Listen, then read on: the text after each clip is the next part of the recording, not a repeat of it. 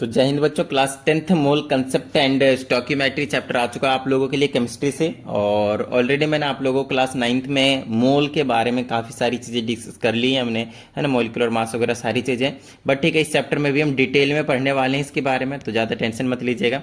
फिलहाल मैं आप लोगों को थोड़ा सा याद दिलाना चाहूँगा कि क्लास 9th में हमने आपको कुछ गैस लॉज जो हैं वो डिस्कस करे थे, उनके बेस पे यहाँ पे कुछ थोड़े बहुत न्यूमेरिकल जो आपको देखने को जरूर मिलेगा। तो कुछ गैस लॉज के नाम पे मैं थोड़ा सा याद दिला देता हूँ, नहीं याद है तो पहले को कहा जाता था बॉयल्स लॉ, जिसमें हम कहते थे volume is directly proportional to inversely proportional to pressure, इस टाइप से हम लिखते थे। या फिर ऐसे भी आप कह सकते थे pressure is inversely proportional to volume where temperature must remains constant. इस बात का आपको थोड़ा सा ध्यान रखना है, ठीक है। वॉल्यूम कह लें, ये चीज कह लें, या फिर ये चीज कह लें, इनवर्सली प्रोपोर्शनल होता था प्रेशर के। जैसे एक कंटेनर है आपके पास, इसमें मान लीजिए गैस भरे हुए, ठीक है। अगर आपने इसमें ऊपर से पिस्टन लगाकर मान लीजिए कि प्रेशर अप्लाई कर दिया, तो इसकी वॉल्यूम क्या हो जाएगी, कम हो जाएगी। जब आपने प्रेशर बढ़ाया तो वॉल्यूम क्या हो गया, कम हो गया। सो इसी रिलेशन को रिप्रेजेंट करता है Boyle's law. Volume is inversely proportional to pressure, और you can say pressure is inversely proportional to volume. तो यहीं से जब मैं, या फिर यहां से आप कह सकते हैं, कोई दिक्कत वाली बात नहीं है। इसको जब कांस्टेंट को हटाते थे, कांस्टेंट आता है के, और इसको हम इस टाइप से लिखते हैं, तो ये नीचे डिवाइड में आता है, ऊपर चला जाता है, तो पीवी इज इक्वल टू के आ जाता है आपके पास। समझ में आ गई इतनी बात। तो के का मतलब क्या होगा आपके पास, कांस्टेंट। तो PV is equal to constant का मतलब होता है कि अगर टेम्परेचर सेम है, कांस्टेंट है, तो इनिशियल कंडीशन में P1 V1, तो बाद में भी आपके पास P2 V2 उसी के बराबर होगा, P3 V3 भी उसी के बराबर होगा, P4 V4 भी आपके पास उसी के बराबर होने वाला है। सो जनरली हम दो कंडीशन के लिए बात करते हैं, तो P1 is equal to P1 V1 is equal to P2 V2 की हम बात कर लेते हैं। ये आपको 9th क्लास में हमने आपको करवाया हुआ था, ठीक है ना। यहीं पे आपके पास एक और चीज देखने को मिलती है, जिसको हम कहते थे चार्ल्स लॉ। तो चार्ल्स लॉ के हिसाब से आपके पास जो रिलेशन था, ये चार्ल्स लॉ के हिसाब से जो आपके पास रिलेशन था, वो था आपके पास volume is directly proportional to temperature where pressure should remains constant. याद आ रहा है, ठीक है। नहीं आ रहा है तो प्लीज एक बार ये वाला गैस लॉ वाला चैप्टर जाके प्लीज एक बार कर लीजिएगा, तो काफी हेल्प मिलने वाली है आप लोगों को। और वहां से मॉलिक्यूल्स, मॉलिक्यूलर मास वगैरह 9th क्लास में जो क्लियर करवाए थे, उनका भी कंसेप्ट यहाँ पे बड़े ही अच्छे तरीके से हम यूज करने वाले हैं। तो डायरेक्टली कॉन्स्टेंट का साइन हटेगा, तो यहाँ पे आ जाएगा कॉन्स्टेंट टी, ये वाला, और ये आ जाएगा टी नीचे आ जाएगा आपकी बार, यहाँ पे इज इक्वल टू कॉन्स्टेंट। इसका मतलब भी सेम हो गया कि वी अपॉन में टी इज ऑलवेज कॉन्स्टेंट। ये क्या आपके पास कॉन्स्टेंट इधर को इंडिकेट कर रहा है, कॉन्स्टेंट की तरफ, ठीक है। इस प्रेशर कांस्टेंट की तरफ इंडिकेट नहीं कर रहे, घबराइए मत, ये एक अलग ही कांस्टेंट है जो प्रोपोर्शनैलिटी कांस्टेंट होता है, ठीक है ना। तो इनका भी कहना वही होगा कि अगर V1 T1 is equal to V2 T2 होगा, V3 अपॉन T3 होगा, V4 अपॉन T4 होगा, तो दो कंडीशन की बात करेंगे तो ये कहानी हो जाएगी। यहीं पे हमारे पास एक कंबाइनिंग वॉल्यूम्स का इक्वेशन होता है, जिसको हम गेलियोसेक्स के नाम से जानते हैं। याद कीजिए, मैंने आप लोगों को गेलियोसेक्स लॉ भी करवाया हुआ है, बट ठीक है, अभी मैं आप लोगों को करवा देता हूँ। इन दोनों को कंबाइनिंग कर देते ना, कंबाइन कर देते तो गैस लॉ के नाम से जानते हैं और कुछ नहीं है, ठीक है ना। तो कंबाइन कर दीजिए इन्हीं दोनों इक्वेशन को। कंबाइन करना बहुत आसान है आपके लिए। देखिए, पहला यहाँ पे बता देता हूँ, पहला था आपके पास P1 V1 is equal to P2 V2, ठीक है। और दूसरा क्या है आपके पास, क्या कहते हैं इसको, ये अभी जो निकाला था V1 अपॉन में T1 is equal to V2 T2, ठीक है। ये हो गया बॉयल्स लॉ के हिसाब से, ये हो गया आपके पास चार्ल्स लॉ के हिसाब से। हालांकि अभी हम इनका यूज नहीं करने वाले ज़्यादा, ठीक है ना। तो अभी बस इतना समझ लीजिए कि बस थोड़ा सा रिमाइंडिंग करवा रहा हूँ मैं आप लोगों को। इन दोनों को कंबाइन करते हैं तो इन दोनों से आपको क्या पता चल रहा है, प्रेशर के क्या कहते हैं इसको, इनवर्सली प्रोपोर्शनल था, है ना। वॉल्यूम और प्रेशर के बीच में इनवर्सली रिलेशन था, उसी तरह से यहाँ पे आपके पास रिलेशन था। जब हम कंबाइन कर देते हैं तो एलएचएस से एलएचएस के साइड लिख लेते हैं, आरएचएस से आरएचएस के साइड लिख लेते हैं, ठीक है ना। तो इसको हम कुछ इस तरीके से लिखते हैं, P1 V1 अपॉन में यहाँ पे क्या है T1 is equal to P2 V2 upon में क्या है आपके पास T2। ये आपके पास कंबाइन करने के बाद गैस की इक्वेशन निकल कर आ जाती है। समझ में आ गई इतनी बात, डन है। इसी में गैस लॉ का कहना था, सॉरी गे-लुसैक्स लॉ का कहना था, गे-लुसैक्स लॉ का कहना था कि अगर आपके पास मान लीजिए हाइड्रोजन है या फिर आपके पास क्या है ऑक्सीजन है, ये दोनों अगर आपस में मिलते हैं तो आपको वाटर निकाल कर देंगे, नो डाउट। तो ये आपके पास क्या है, दो वॉल्यूम है, ये क्या है आपके पास एक वॉल्यूम में रिएक्ट कर रहे हैं, तो ये कितना निकल कर आएगा आपके पास, दो वॉल्यूम आएंगे।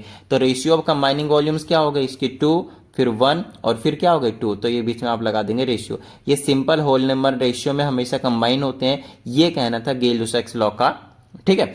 तो ओवरऑल ये कहानी होगा। देखिए, इनको कैसे कंबाइन करा, हो सकता है आपको थोड़ा बहुत डाउट रहा हो, चलिए मैं क्लियर करवा देता हूँ, कोई टेंशन वाली बात नहीं है। आप यहाँ पे बस इस चीज को नोटिस कीजिए, ठीक है। P1 और V1, यहाँ पे क्या है, V1 कॉमन आ गया, P1 V1 तो ऐसे ही रहने वाला है, और अपॉन में था T1, तो जो ऊपर था ऊपर, जो नीचे था नीचे। तो इस तरह की इक्वेशन आपके पास कंबाइन करके निकल कर आ जाएंगे। मेन जो चीज़ है आपके पास थोड़ी सी न्यूमेरिकल की प्रैक्टिस करनी, ताकि आपको कोई टेंशन वाली बात नहीं रहे, ठीक है ना। तो चलिए थोड़ा सा न्यूमेरिकल की प्रैक्टिस करवा देता हूँ मैं आप लोगों को। इसमें कहा जाता है मीथेन बर्न्स इन ऑक्सीजन। तो यहाँ पे आपको हो सकता है केमिकल इक्वेशन दिया हो, या फिर हो सकता है ना भी दिया है। तो आपको याद रखना है हमेशा कि जब भी हम किसी भी हाइड्रोकार्बन को बर्न करते हैं, अब तो मैंने आप लोगों को ऑर्गेनिक केमिस्ट्री भी करवा दिया था, जब भी आप हाइड्रोकार्बन को बर्न करेंगे, ऑक्सीजन के प्रेजेंस में हमेशा बर्न होता है, तो हमेशा आपको दो ही चीज निकाल कर देंगे, ठीक है ना। पहली जो चीज होगी वो होगी आपके पास कार्बन डाइऑक्साइड, और दूसरी जो चीज होगी उसे हम बोलेंगे वाटर के वेपर्स, ठीक है ना, गैस के फॉर्म में। तो ये दो चीजें हमेशा आपको मिलेंगे, साथ में हीट एनर्जी, लाइट एनर्जी तो मिलेगी मिलेगी, कोई टेंशन वाली बात नहीं है। तो सर ये भैया हाइड्रोकार्बन क्या होता है, हमने तो ऑर्गेनिक केमिस्ट्री अभी तक करा नहीं है, तो कोई टेंशन वाली बात नहीं। हाइड्रोकार्बन वो कहेंगे जो कार्बन और हाइड्रोजन से मिलकर बने होते हैं, खत्म बात। तो आपके पास एक मीथेन नाम का गैस होता है, आपको मालूम ही होगा। तो मीथेन का नाम का जो गैस है उसका फॉर्मूला होता है CH4। क्या होता है, CH4। तो जब मीथेन बर्न करता है ऑक्सीजन के प्रेजेंस में, ठीक है ना, तो आपके पास कार्बन डाइऑक्साइड और वाटर वेपर्स बनते हैं। जब भी आप केमिकल रिएक्शन लिखेंगे, हमेशा आप उसे बैलेंस्ड केमिकल रिएक्शन में कन्वर्ट करेंगे, इस बात को आपको ध्यान रखना है। तो इसको फटाफट बैलेंस कर दीजिए। बैलेंस करने के लिए मैं क्या कर सकता हूँ, देख लीजिए, इधर हाइड्रोजन 4 है, इधर क्या 2, तो यहाँ पे आप लगा दीजिए 2, ठीक है, बैलेंस हो गया। उसके बाद यहाँ पे आप क्या करेंगे वो चीज़ देख लीजिए। कार्बन इधर 1 है, इधर भी 1 है, ऑक्सीजन इधर 2 है, और इधर भी आपके पास ऑक्सीजन कितने हैं, 2 हैं। मेरे हिसाब से सब कुछ बैलेंस हो चुका है, कुछ और करने की जरूरत नहीं है ना। टिडिंग टिडिंग चेकआउट कर लेते हैं एक बार फिर से, फिर भी नहीं। ऑक्सीजन इधर कितने, 2 2 4 है, तो यहाँ पे भी 2 आएगा, ठीक है, अब सही है। क्योंकि देखिए यहाँ पे ऑक्सीजन 4 हो गए, यहाँ पे 2 और यहाँ पे 2 थे, ये वाले 2 दोनों के साथ होता है। चलिए अब बैलेंस हुआ है जाकर सही तरीके से। चलिए अब हम आगे की बात कर लेते हैं। अब इसमें हमें कहाँ, देखिए क्वेश्चन को मैंने सिर्फ इतना ही पढ़ा, थोड़ा सा पढ़ा क्वेश्चन, और मैंने इतना काम कर लिया। केमिकल इक्वेशन तुरंत लिख देना आप लोगों को। और इन्होंने बोल भी दिया है, कि क्या बना कर देंगे आपके पास, मीथेन, और मीथेन को बर्न करेंगे ऑक्सीजन के प्रेजेंस में, क्या मिलेगा, वाटर वेपर और साथ में कार्बन डाइऑक्साइड। वही तो लिखा मैंने देख देख के, और कुछ नहीं, ठीक है ना। बाकी हमेशा आपको पता होना चाहिए, हाइड्रोकार्बन बर्न करते हैं तो यही दो चीज आपको देखने को मिलते हैं, कार्बन डाइऑक्साइड एंड वाटर, ठीक है। चलिए अब आगे की बात कर लेते हैं, जिसमें आपको देखने को क्या मिल रहा है, calculate the volume of water vapours formed when 225 ml of methane is oxidised completely. क्या बात है। अब यहाँ पे एक बहुत ही अच्छे तरीके से चीजों को समझने की कोशिश कीजिएगा कि इसमें बोला गया है 225 ml ऑफ मीथेन रहने वाला है, 225 ml ऑफ मीथेन, ठीक है। तो हमसे पूछा है कि कितना वाटर वेपर, ये वाली जो चीज है वो कितना जो है आपके पास बनकर मिलेगा। तो इसके लिए आपको हमेशा जो आपको फाइंड आउट करने रहेगा ना, उससे पहले आपको हमेशा एक चीज मिलेगी जिसको हम बोलेंगे स्टैंडर्ड कंडीशन। स्टैंडर्ड कंडीशन, ठीक है ना। तो स्टैंडर्ड कंडीशन के हिसाब से क्या होते हैं, इनके जो स्टोकियोमेट्रिक कोफिशिएंट होते हैं, देखिए स्टोकियोमेट्रिक कोफिशिएंट किसको कहते हैं, बैलेंस करने के बाद ये कितना है, 1 है, ये कितना है, 2 है, ये कितना है, 1 है, ये कितना है, 2 है ना। इनको मोल्स के नाम से जानते हैं, या फिर आप सिंपली अभी बोलेंगे वॉल्यूम्स। यहाँ पे वॉल्यूम का रेशियो क्या है, 1:2:1:2। ये आपके पास वॉल्यूम्स के क्या है, आपके पास रेशियो गिवन है, राइट। अब हमसे इसमें बोला है कि इतना अगर मेरे पास मीथेन होगा तो कितना पानी, बोले तो वाटर वेपर्स जो है वो रिलीज होने वाले हैं, बनने वाले हैं। तो इसके लिए आपको सबसे पहले देखना है कि स्टैंडर्ड कंडीशन के हिसाब से किस हिसाब से चेंज हो रहा है। ध्यान रहे, बैलेंस्ड कंडीशन केमिकल इक्वेशन लिखना है सबसे पहले, ठीक है। जब मीथेन का वॉल्यूम 1 था तो वाटर के मॉलिक्यूल कितने मिल रहे थे, 2 मिल रहे थे। तो जब मीथेन के मॉलिक्यूल 2 हो जाते तो इसको कितने मिलते, 4 मिलते, ठीक है। अगर इसके 3 मिल जाते तो इसके कितने मिलते, 6 मिलते हमें। उसी तरह से जब इसके 225 ml होंगे तो इसके कितने होंगे, समझ गए होंगे, 550 ml होंगे। समझ में आई ना बात, नहीं 450, सॉरी डबल करना है आपको, बस 450 ml होंगे। समझ में आई ना बात इतनी। और बस ये क्वेश्चन हमारा हो चुका है। बस थोड़ा सा लिखने का तरीका पता होना चाहिए आप लोगों को, और उसकी टेंशन मत लीजिए, वो तो मैं आप लोगों को समझाऊंगा ही समझाऊंगा, ठीक है ना। तो यहाँ पे आप पहले स्टैंडर्ड कंडीशन के हिसाब से सारी चीजों को मेंशन करेंगे, ठीक है। तो यहाँ पे मैं लिखना आपको ऐसे है, वन वॉल्यूम ऑफ CH4, मतलब 1 ml कह लीजिए एक तरीके से, गिव्स 2 वॉल्यूम ऑफ H2O। समझ में आ गई इतनी बात।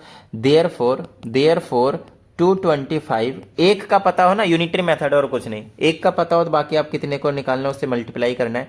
तो 225 ml of CH4 will give बताइए कितना देगा, है ना। एक अगर ml होता है तो ये 2 ml देता है, तो अगर 225 ml होगा तो इसका डबल कर देगा। तो इज इक्वल टू लिख लीजिए 225 मल्टीप्लाई 2, तो कितना हो जाएगा 450 ml ऑफ वाटर कह लीजिए, ml ऑफ वाटर वेपर। समझ में आ गई बात, बस ये क्वेश्चन आपके पास।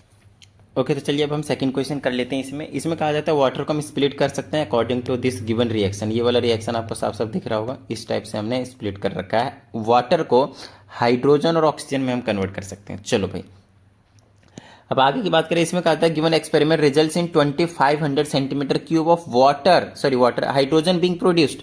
ये कितना बना रहा है 2500 सेंटीमीटर क्यूब, ठीक है ना। इस टाइप के क्वेश्चन को बिल्कुल कुछ सेकंडों में आप सॉल्व कर सकते हैं। What volume of oxygen is liberated at the same time under the same condition. सबसे पहले रेशियो देख लीजिए कितना है, 2:1, मतलब वाटर 2 मोल है, 2 वॉल्यूम है, तो हाइड्रोजन भी कितना होगा 2 वॉल्यूम। ये दोनों सेम होंगे क्योंकि ये कंप्लीटली बैलेंस केमिकल इक्वेशन है। तो ये भी 2500 सेंटीमीटर क्यूब होने चाहिए, ठीक है। दूसरी चीज, जब ये 2 है तो ये 2 है तो बराबर बराबर है, कोई दिक्कत नहीं। लेकिन जब ये 2 है तो ऑक्सीजन कितना होना चाहिए 1। तो हमसे पूछे ही यहाँ पे यही है कि कितना ऑक्सीजन लिबरेट होगा। तो अगर ये 2 है तो ये 1 है, मतलब इसका याद है, समझ रहे हो। तो ये अगर 2500 है तो ये कितना होगा 1250 सेंटीमीटर क्यूब। खत्म बात, बस इतनी सी बात थी और कुछ नहीं। समझ में आ गई ना बात, ये चीज है। अब सर हम पता कैसे करेंगे, तो पता ऐसे ही करोगे ना यार, ऐसे लिखोगे 2 वॉल्यूम ऑफ वाटर कितना हो जाएगा गिव्स 1 वॉल्यूम ऑफ ऑक्सीजन। या फिर आपके ये कह सकते हो कि 2500 centimetre cube of water gives, पहले यहां से आप 1 वॉल्यूम का निकाल लें, 1 volume of water gives 1/2 volume of O2।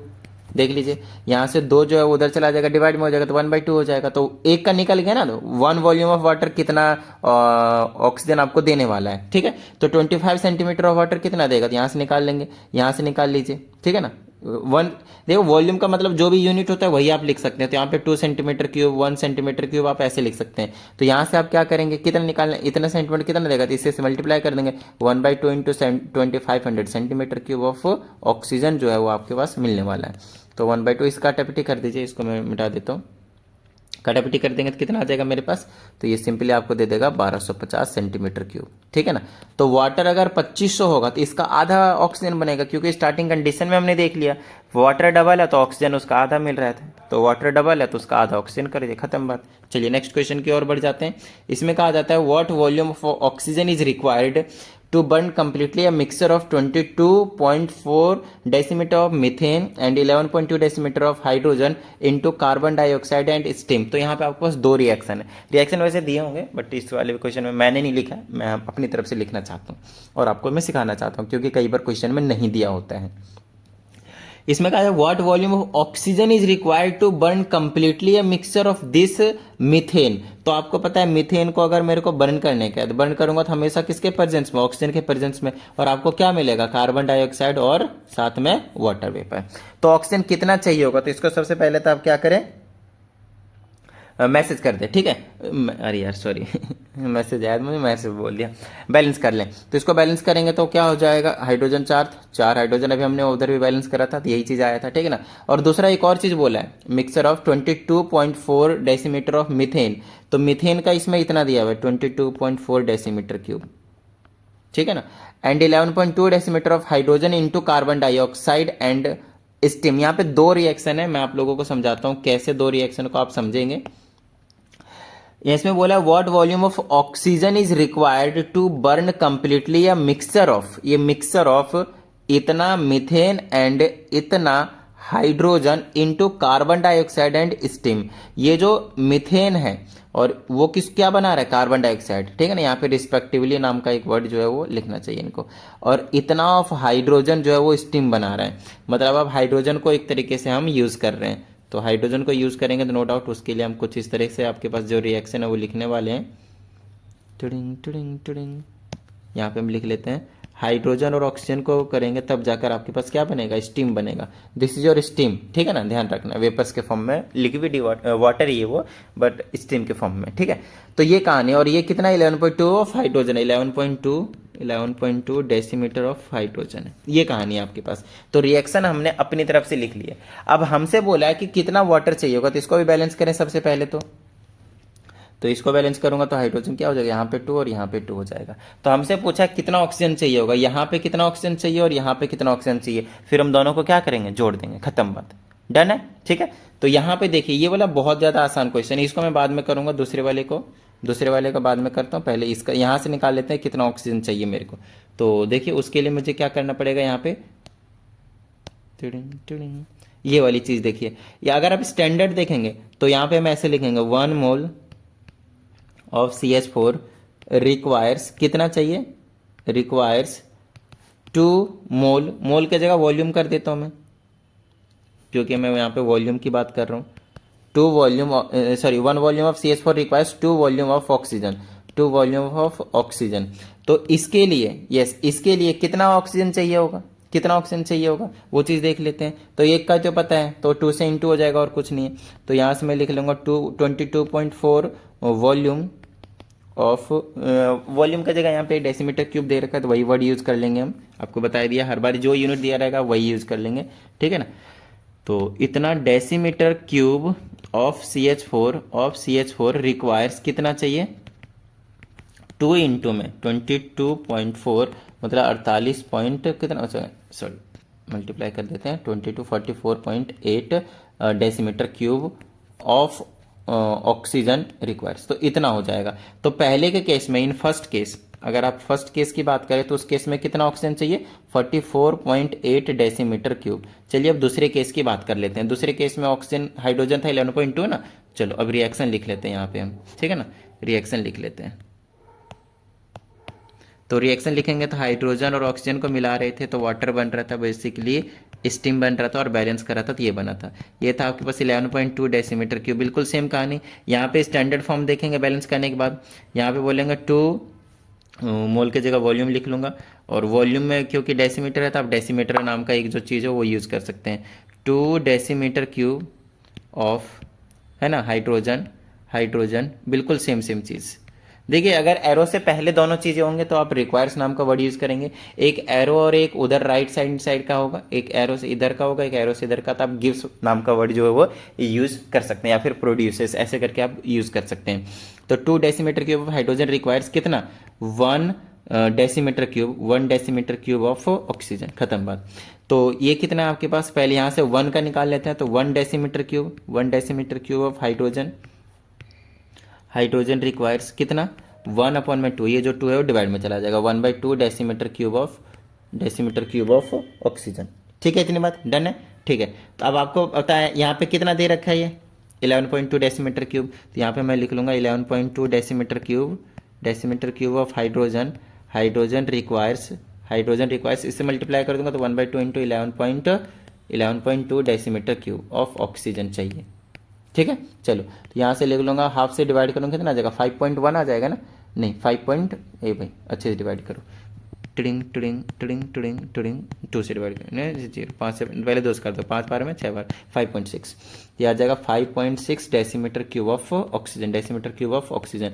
तो सेकंड केस में इतना आ गया, पहले केस में कितना आया था 44.8, सेकंड केस में आया 5.6, दोनों को जोड़ दीजिए, 44 और 5 कितना हो गया, 49 और 6 50, 50.4 के आसपास आ जाएगा, इतना ही आएगा, ठीक है।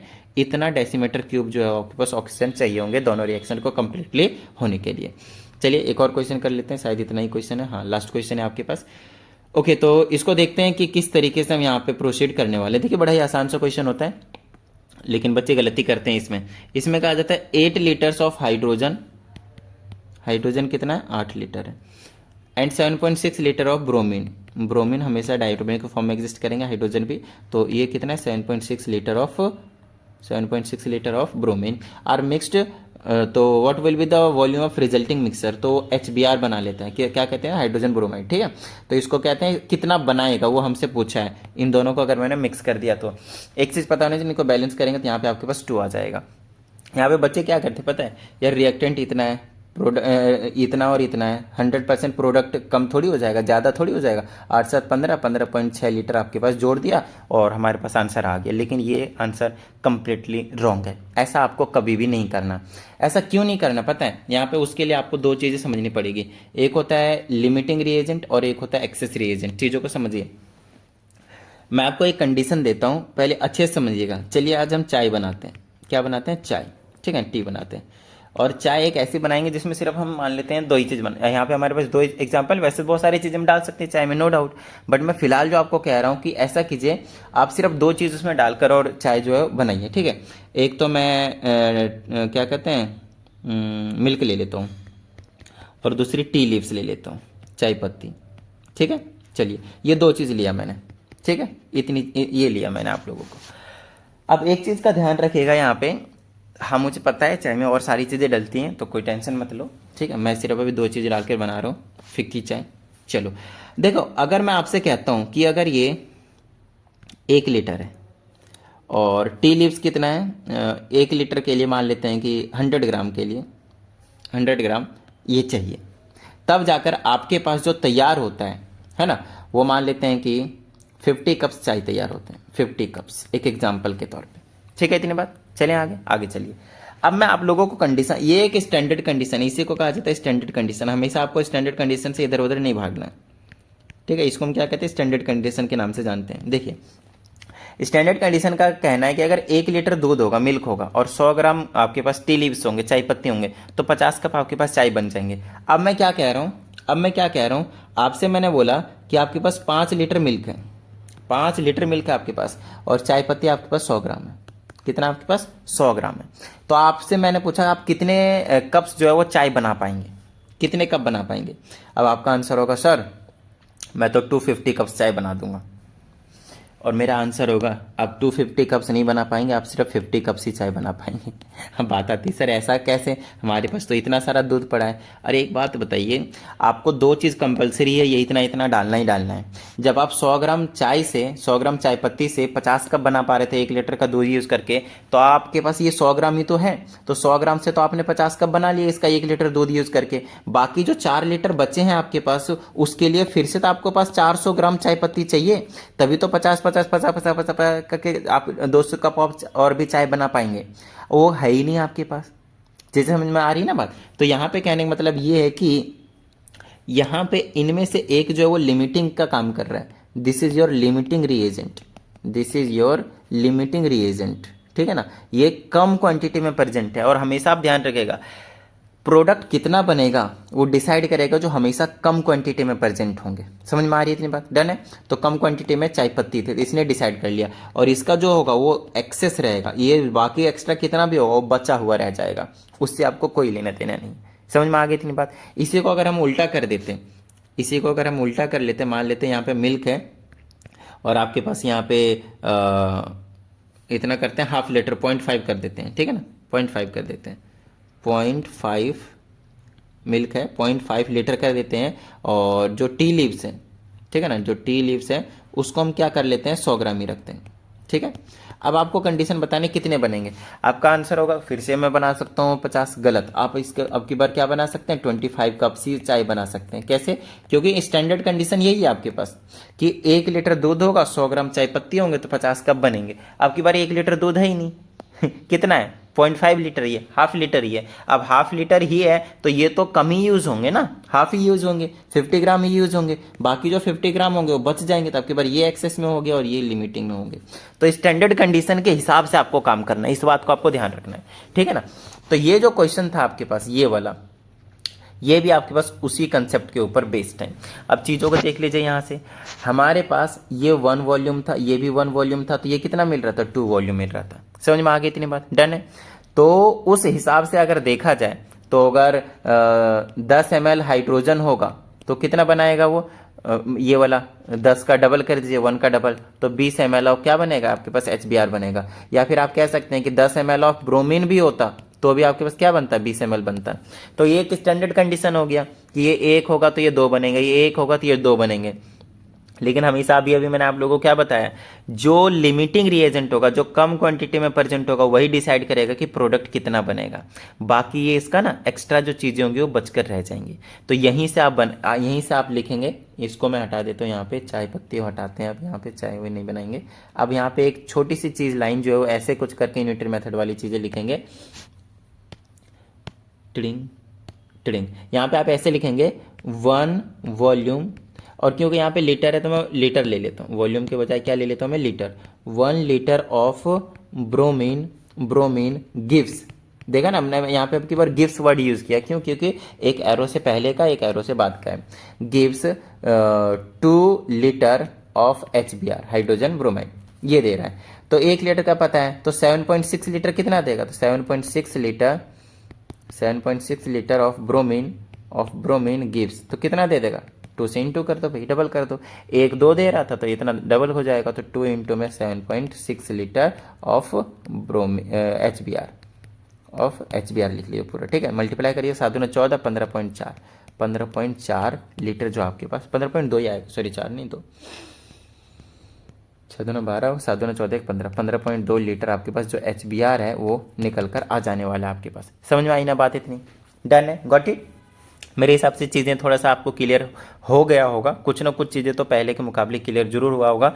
और फिर भी अगर आपको किसी भी क्वेश्चन में कुछ डाउट आता है ना, अब देखिए यहाँ पे ये चीज़ एक्सेस था, अगर ये 7.6 है तो ये भी 7.6 ही होना चाहिए। मतलब कहीं ना कहीं 0.4 लीटर जो है वो एक एक्सेस रिएजेंट का काम कर रहा है, हाइड्रोजन का, ठीक है ना। तो आपका व्हाट्सएप नंबर आपको बताइए 74 28 52 56 69। आप इस पे व्हाट्सएप करके आप कोई सा भी अपने डाउट को क्लियर करवा सकते हैं। चलिए मिलते हैं अगली वीडियो में, प्रैक्टिस करते रहिएगा। जय हिंद।